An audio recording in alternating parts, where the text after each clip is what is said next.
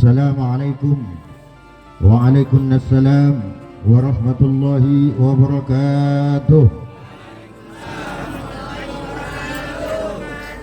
Bismillah walhamdulillah wassalatu wassalamu ala rasulillah. Subhanaka la ilma lana illa ma 'allamtana innaka antal alimul hakim wa tub alaina innaka antat tawwabur rahim. Hadratal mukarramin, segenap para alim, para ulama, bapak-bapak, ibu-ibu, pimpinan Majelis Nurul Hidayah, dan semua yang hadir pada kesempatan yang berbahagia ini, yang tak dapat kami sebut satu persatu nama, pangkat dan gelarnya, namun tidak mengurangi rasa hormat kami pada kesempatan yang berbahagia ini. Kami sebut saja kaum muslimin muslimat. Mudah-mudahan perjumpaan kita ini bukan perjumpaan yang terakhir. Ada perjumpaan-perjumpaan lain sampai nyawa kita dijemput Allah. Amin Allahumma. Hadirin rahimakumullah, salah satu kelebihan manusia dibanding dengan makhluk yang lain adalah bahwa Allah Subhanahu wa taala menghiasi manusia dengan yang disebut syahwat, atau yang lebih kita kenal dengan hawa nafsu. Inilah tenaga yang jadi daya dorong manusia sehingga kemudian manusia melahirkan dinamika di dalam kehidupan ini, yang menyebabkan terus-menerus terjadinya perkembangan di dalam sejarah peradaban dan kehidupan manusia. Hawa nafsu bisa melambungkan manusia kepada derajat yang paling tinggi. Begitu pula hawa nafsu bisa menenggelamkan manusia dan menjerumuskannya kepada hal-hal yang paling nista. Oleh karenanya di dalam Al-Quran Allah Subhanahu wa ta'ala berfirman di dalam surat Al-Imran ayat 14, Zuyyina lin-nasi hubbus syahawati minan nisa' wal bani wal qanatir al muqantarati minad dhahabi wal fiddah wal khailil musawwamati wal an'ami wal harth dzalika mata'ul hayatid dunya wallahu indahu husnul ma'ab. Zuyyina lin-nasi hubbus syahawat, sesungguhnya manusia itu dihiasi dengan hawa nafsu.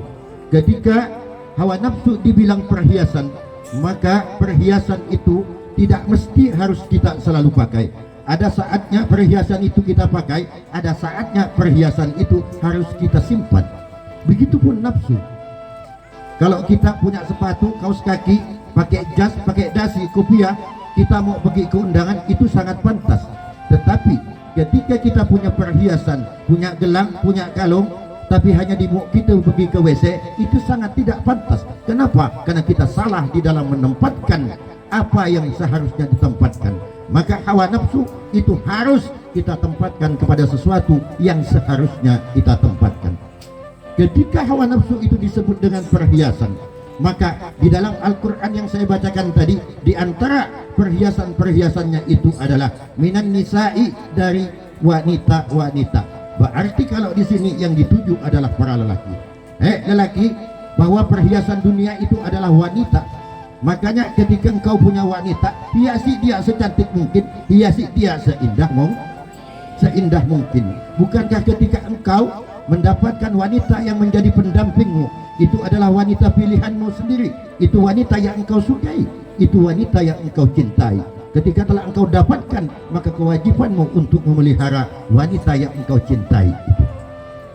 Ada pepatah begini, kata Imam Syafi'i, al-ainur ridha ila kulli aibin qalilatun kama anna aina sukhti tubdil musawiyah.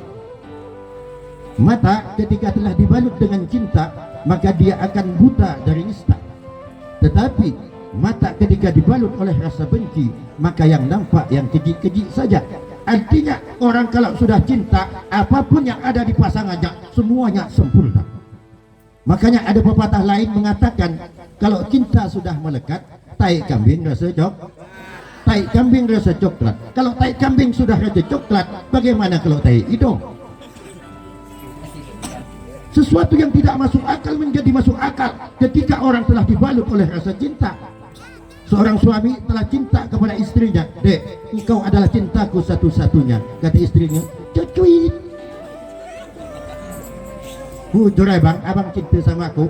Iya dek, lahir batin dek, sekonyong kotor dek. Emang wujud cinta abang seperti apa bang? Dek, ketahuilah bahwa cintaku telah kuukir di dalam hati ini dek. Ketika engkau belah, tidak ada nama lain kecuali namamu. Emang abang tahu apa itu cinta, bang? Tahu dek. Cinta itu telah kuurai dek. Semua tertulis di dalam hatiku ini. Ada yang ingin tahu? Pengen, bang. Coba kau sebutkan apa cinta itu, bang. Cinta itu dek, yang C-nya coba kau pejamkan matamu yang ayu. Yang I, ingin kubisikin kata indah kepadamu. Yang N, noktah cinta yang kurasakan selama ini. T, tidak akan pernah hilang di telan waktu. Yang A, agar engkau tahu bahwa engkaulah cintaku satu-satunya. Aduh, melayang istrinya, pak. Biarpun sampean bau tai sapi pasti diciumnya. Maka perbanyaklah memuji istri. Oi, yang legam, sini gak? Mentang-mentang bina hitam, oh legam. Tak boleh pak, hukumnya haram. Maka seorang suami harus bisa menempatkan diri. Bagaimana dia bisa menghormati istri, begitupun istri harus bisa menghormati suami. Masing-masing punya hak dan kewajiban. Istri punya hak dan kewajiban, suami juga punya hak dan kewajiban. Itu minan nisa. Wal banin, dan anak. Anak juga perhiasan. Tetapi ingat bahwa anak yang dianggap perhiasan oleh Al-Quran adalah anak yang bisa menyejukkan hati kedua orang tuanya, yang bisa mengangkat derajat orang tuanya dari derajat yang rendah menjadi derajat yang tinggi. Dan itu jawabannya, yaitu ilmu dan amal soleh. Ketika anda mempunyai anak yang berilmu, anda mempunyai anak yang selalu membuat amal yang soleh, maka anak itu adalah qurrata a'yun. Anak akan menjadi perhiasan penyejuk anda ketika ada di dunia sampai nanti anda menghadap Allah Subhanahu wa ta'ala. Perhiasan yang ketiga kata Al-Quran, wal qanatiril muqantarah, yang mengumpulkan harta sebanyak-banyaknya. Tidak ada manusia yang tidak suka dengan harta. Tidak ada manusia yang tidak suka dengan kekayaan. Semua manusia pasti suka. Oleh karenanya agama juga menuntun kita agar kita selalu berusaha, berikhtiar agar kita mendapatkan rezeki yang banyak. Tapi jangan lupa, di antara rezeki yang kau dapatkan ada sebagian itu hak orang lain. Hartamu harus engkau zakatkan, sebagian hartamu harus engkau sedekahkan. Ketika itu dapat dilakukan, itulah yang disebut keluarga sakinah, mawaddah, warahmah. Di dunianya senang, di dunianya bahagia. Ketika menghadap Allah, mereka tetap akan bersama karena masuk ke dalam surga Allah Subhanahu wa ta'ala. Amin, Allahumma amin. Minad dahabi wal fiddati, harta yang dimaksud apa? Sebagian diantaranya adalah dari emas dan perak. Tidak ada orang yang tidak ingin emas, tidak ada orang yang tidak ingin perak. Apalagi ibu-ibu belikan 100 gram, dapat lagi beli 500 gram, dipakai semua, akhirnya penuh lengannya, lurus gini berjalan. Kenapa? Karena tak bisa dibengkokkan oleh emas. Tetapi itu meskipun seperti itu kata agama, jangan engkau berlebih-lebihan. Yang sedang-sedang saja, punya emas berapa kilo, berapa ton sekalipun, pakai yang sepantasnya saja. Kenapa? Karena sesuatu yang tidak sesuai, yang tidak pantas, yang berlebihan, itu bukan menambah keindahan, tetapi dia akan menambah bahwa kita itu seperti orang yang norak. Wal khailil musawwamah, yaitu kendaraan yang bagus-bagus. Tidak ada manusia yang tidak ingin punya kendaraan, pasti semua punya. Yang punya sepeda motor satu pengen dua, yang dua punya pengen tiga, yang sudah tiga pengen punya mobil, ingin nambah lagi. Yang harga mahal sampai yang paling mahal ingin dibeli.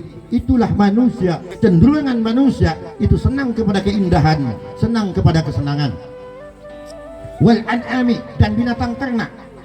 Semua manusia pasti senang punya binatang ternak, punya kambing, punya sapi, punya bebek, punya ayam.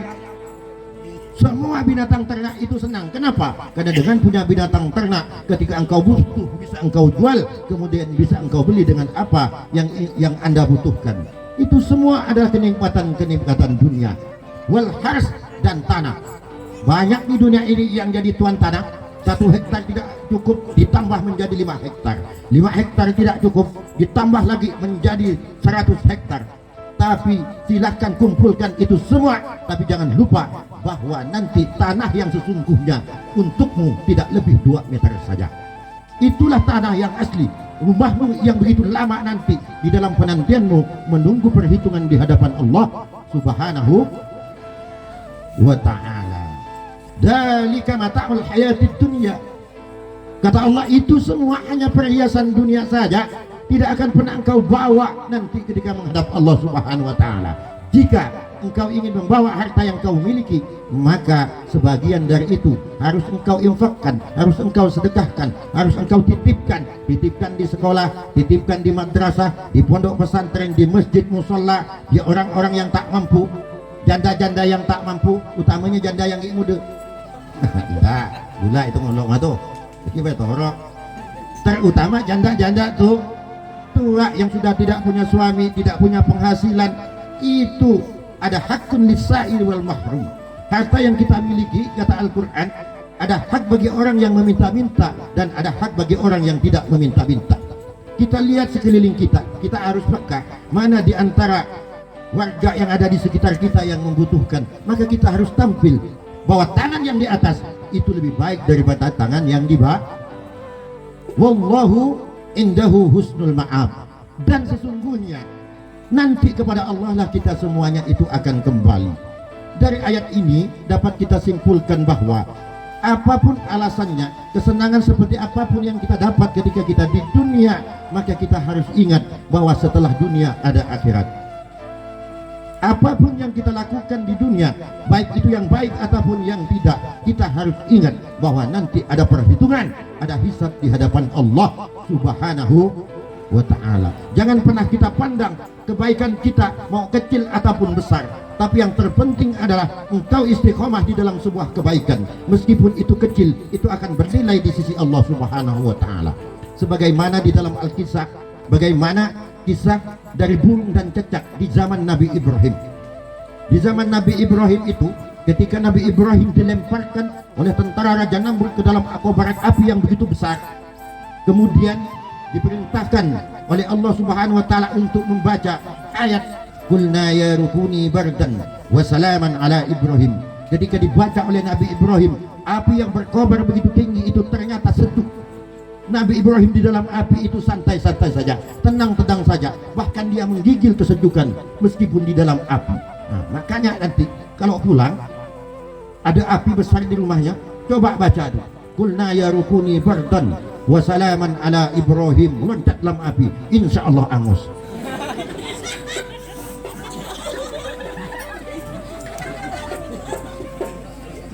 Nah, bagaimana cicak dengan burung yang diceritakan di zaman Nabi Ibrahim ini? Datang cicak, kemudian dia menyembur-nyemburkan lidahnya. Agar apa? Agar api semakin membesar. Karena cicak ini adalah makhluk yang memang pendengki dia. Makanya Rasulullah sangat benci dengan cicak ini. Makanya kita membunuh cicak itu hukumnya sunnah. Kalau ada di rumahnya bantai ya habisnya. Tiba-tiba kemudian datang sang burung pipit. Dia membawa air dari paruhnya yang sedikit itu, dilemparkan air yang ada di paruhnya ke api yang berkobar itu, kemudian kembali lagi ke sungai, dilemparkan lagi dari paruhnya, begitu terus menerus. Akhirnya apa kata cecak? Diketawakan, hei burung pipit, kamu ini memang bodoh. Api yang begitu besar itu hanya engkau akan padamkan dengan air yang ada di ujung mulutmu itu sangat tidak mungkin, kata cecak. Dikatakan seperti itu oleh cecak. Apa kata burung pipit? Betul cecak, boleh engkau mentertawakan aku. Aku sadar dan tahu bahwa apa yang kubawa ini, air yang setetes yang kubawa ini, tidaklah mungkin memadamkan api, kobaran api yang begitu besar ini. Yang harus engkau ketahui, aku ingin bahwasanya hidupku bisa bermanfaat. Paling tidak aku sudah berusaha dan tidak nanti dimurkai oleh Allah Subhanahu wa taala. Aku adalah bagian dari orang-orang yang selalu ingin berkiprah di dalam kebaikan. Jadi kita jangan kalah dengan burung pipit, Pak. Bukan besarnya yang diharapkan, tetapi bagaimana kita selalu ambil bagian di dalam semua ibadah yang ada di dunia ini.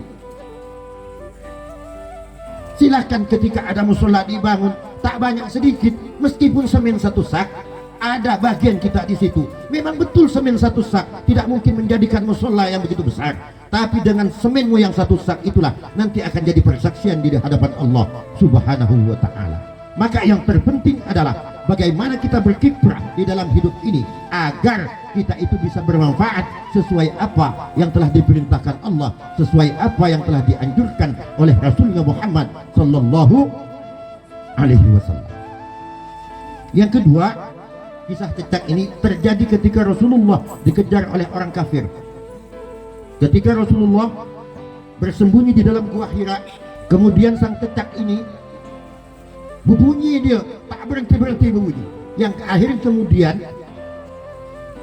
orang kafir ini ada salah satu di antaranya itu melemparkan batu ke dalam gua itu.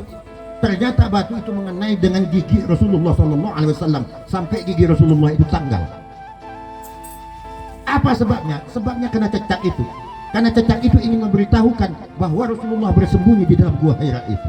Makanya cecak ini termasuk makhluk yang diciptakan Allah dengan perangai dan sifat-sifat yang jahat. Lihat kadang-kadang kita diam di teras, tiba-tiba jatuh atau ngaji di atas, tak peduli dia mau naik kepala, mau ke bawah, ke baju. Kurang ajar cecak itu. Maka sunnah pun ada cecak di rumah bantai, balik nyantai jangan tidur, dibunuh tuh cecak tuh, bunuh semuanya.